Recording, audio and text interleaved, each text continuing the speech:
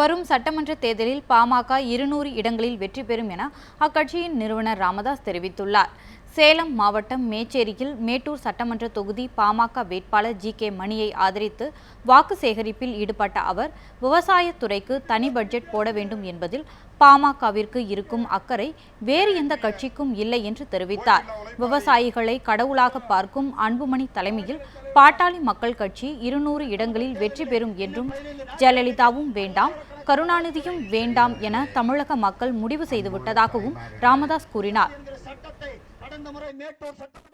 என்ன இப்படி பேசுறாரு, இப்படி திட்டங்களை சொல்றாரு, இந்த மாதிரி இவர் இவ்வளவு நாளா எங்க இருந்தாரு?